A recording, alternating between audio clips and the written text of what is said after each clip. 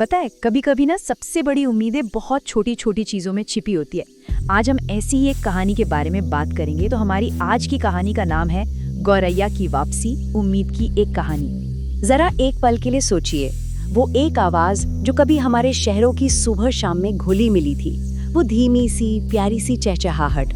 हाँ बिल्कुल, वही गौरैया की चहक। तो सवाल ये है कि भाई वो आवाज गई कहाँ? हमारे शहरों में ये जो खामोशी बढ़ रही है ना, ये सिर्फ एक आवाज का गुम होना नहीं है। नहीं, ये एक बहुत बड़े पर्यावरणीय बदलाव की कहानी है, गौरैया के गायब होने की कहानी। तो चलिए थोड़ा और समझते हैं कि आखिर ऐसा हुआ क्यों, क्या वजह थी कि ये नन्हा सा पक्षी हमारे आसपास से, हमारी जिंदगी से धीरे धीरे ओझल होने लगा। और सच कहूँ तो ये एक सीधी कड़वी सच्चाई है। एक पक्षी जो कभी हमारे आंगन का, हमारी छत का हिस्सा था, आज हमारे शहरों से बड़ी तेजी से गायब हो रहा है। तो इसकी कोई एक वजह नहीं है, मतलब ये कई चीजों का मिला जुला असर है। सबसे पहले तो तेज शहरीकरण, जिसने सारी हरियाली ही खत्म कर दी।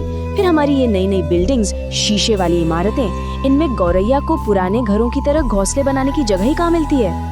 और सोचिए, खेतों में, बगीचों में जो कीटनाशक इस्तेमाल होते हैं, उनसे वो छोटे छोटे कीड़े ही खत्म हो गए जो गौरैया का खाना थे। और हाँ, एक और बात, मोबाइल टावरों का जो रेडिएशन है, उसे भी एक बहुत बड़ा खतरा माना जाता है। तो इन सब चीजों ने मिलकर ना उनका रहना ही मुश्किल कर दिया। लेकिन कहते हैं ना कि जहाँ चाह वहाँ राह। जब समस्या बढ़ती है तो लोग समाधान खोजने के लिए आगे भी आते हैं। और इसी चिंता को दूर करने के लिए एक बहुत जरूरी कदम उठाया गया, जिसे आज हम सब विश्व गौरैया दिवस के नाम से जानते हैं। तो ये विश्व गौरैया दिवस आखिर है क्या? देखिए, ये हर साल 20 मार्च को मनाया जाता है और इसका मकसद सिर्फ एक है, जो हमारी घरेलू गौरैया है और शहरों में रहने वाले दूसरे आम पक्षी हैं, उनकी घटती आबादी के बारे में सबको बताना, जागरूकता फैलाना, ताकि लोग उन्हें बचाने के लिए आगे आएं। और पता है, इस आंदोलन की शुरुआत हमारे अपने देश भारत में हुई थी। बात है साल 2010 की, जब नेचर फॉरएवर सोसाइटी ने इकोसिस एक्शन फाउंडेशन के साथ मिलकर ये पहल शुरू की। मतलब एक छोटा सा आइडिया था जो आज एक ग्लोबल मूवमेंट बन चुका है।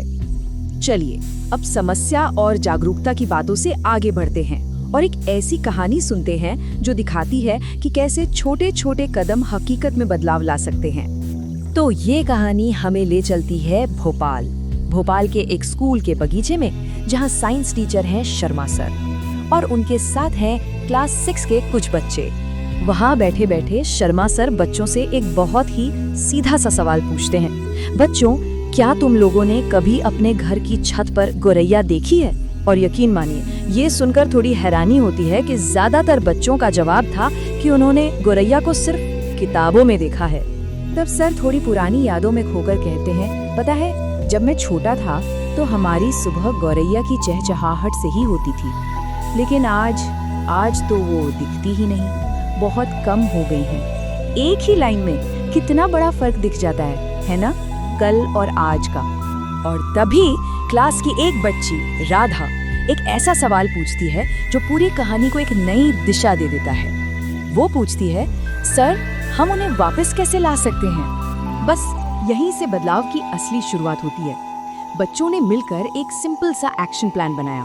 क्या कि स्कूल में और अपने अपने घरों में मिट्टी के घोंसले लगाएंगे, छतों पर पानी और दाना रखेंगे और आस पड़ोस में सबको बोलेंगे कि प्लीज कीटनाशकों का इस्तेमाल कम करें। कदम भले ही बहुत छोटे छोटे थे, पर उनके पीछे की सोच बहुत बड़ी थी। और जानते हैं क्या हुआ? उनकी मेहनत रंग लाई। कुछ ही हफ्तों में एक सुबह बच्चों ने देखा कि उनके लगाए हुए एक घोंसले में एक छोटी सी गौरैया बैठी चहचहा रही थी। वो जो एक पल की खुशी थी ना, वो पूरे स्कूल में किसी त्योहार की तरह फैल गई। तो ये जो छोटी सी कहानी है, ये हमें इस पूरी बातचीत के सबसे अहम हिस्से की तरफ ले जाती है, और वो है शर्मा सर की कही हुई एक बात। उन्होंने बच्चों से कहा, देखो बच्चों, प्रकृति को बचाने के लिए कोई बहुत बड़े बड़े काम करने की जरूरत नहीं है, बल्कि छोटे छोटे प्रयास जरूरी होते हैं। सच कहूँ तो यही इस पूरी कहानी का, इस पूरी कोशिश का सार है। और ये कहानी हमें एक बहुत जरूरी सवाल के साथ छोड़ जाती है। इस कहानी से सीखकर सोचिए, हमारा अगला छोटा प्रयास क्या होगा?